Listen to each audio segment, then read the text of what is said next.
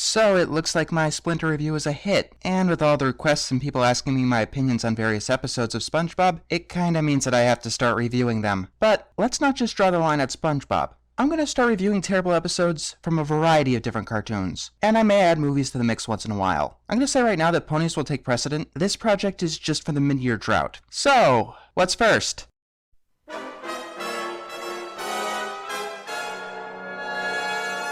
Fuck no. I quit. I'm not doing that one alone. You guys thought that the Splinter was bad? This is what, like 10 times worse? No, I'm not joking. While the Splinter might struggle to make the top 10, a pal for Gary gets a guaranteed spot in the top 5. There's no way I'm doing this. Hi there, I'm Thomasmemorycentral, and I'm here to start helping you with some of your Spongebob episode reviews.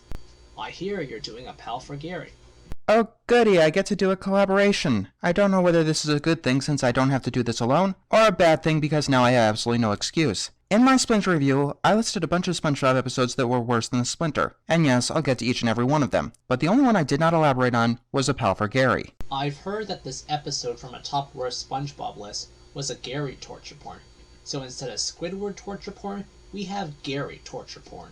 Yeah, that's putting it simply. Look, I'm wasting time. We got 11 minutes to get through. Let's get this over with so I can go and get some lunch. And don't worry, there's no gross out this time, so you won't have to have a bathroom nearby. But you may want to have a wall nearby so you can repeatedly bang your head against it until blood comes dripping out of your ears and your skull begins to crack. The episode starts simply with SpongeBob feeding Gary, and then leaving. Gary seems to be asking for a walk, but SpongeBob can't. He's got to go to work. As soon as SpongeBob leaves, Gary gathers a bunch of stuff to enjoy his time alone watching TV westerns. Throughout the day, SpongeBob keeps worrying about Gary, and it just goes on and on and on. So Gary is having fun at home, SpongeBob is worrying about him at work, and we're supposed to be laughing? I feel like the episode is trying to hammer in the humor like a nail through a wood plank.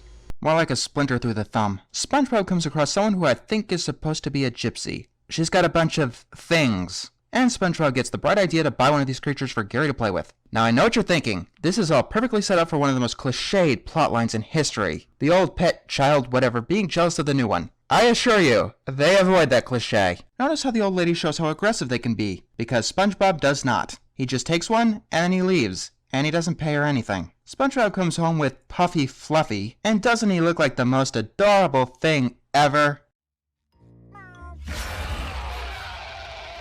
You know, for kids. When SpongeBob re-enters the room with food, he suddenly loses the worried pet owner demeanor and demands that Puffy Fluffy eat first. Then SpongeBob leaves the room, so guess what happens?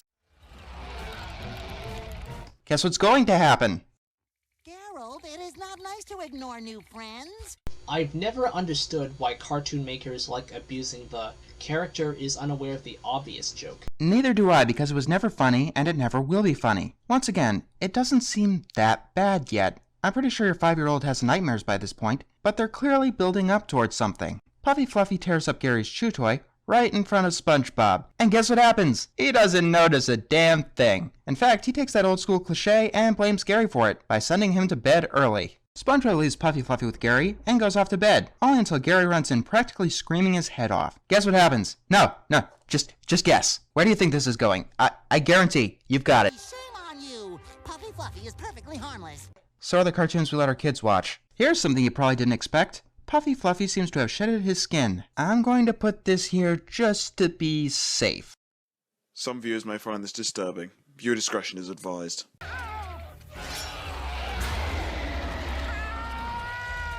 Yeah, you know, for kids. Gary fights that thing the entire night. And oh, by the way, SpongeBob sleeps through all of this. Earlier we saw that SpongeBob didn't notice the new pet ripping up Gary's things at dinner, and now he's asleep when the pet wants to eat him?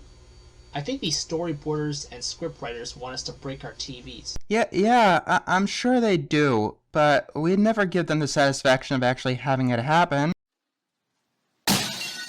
The next morning, we get the shit on top of the sundae. SpongeBob finds his house destroyed, and, you guessed it, blames Gary for it. He enters the kitchen, and you know what? This moment of stupidity, it doesn't deserve words.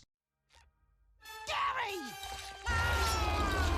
You put Fluffy down right now. Bad boy, Gary. Bad. I'll be right back. What's up with the ending? SpongeBob takes Gary to work, even though the snail had no problem being alone, and Mr. Krabs gives him a job?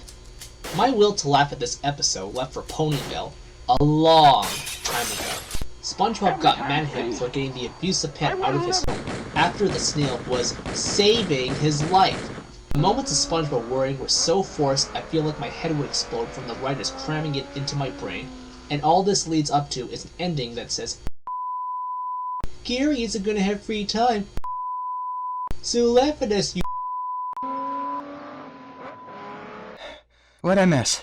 Oh, the stupidity that was the ending. Good God, who the fuck thought that was funny? Who in their earthly mind greenlit this shit? Yeah, all modern SpongeBob episodes have 3 writers. And they can all burn in the 5th circle of hell. It's like the writers knew we didn't like the garbage bag of Squidward getting abused, so we got a trash bag of more garbage. That was this episode. There is nothing more I can say here. This was a giant middle finger to Gary the Snail fans. More like a middle finger to anyone with a functioning brain.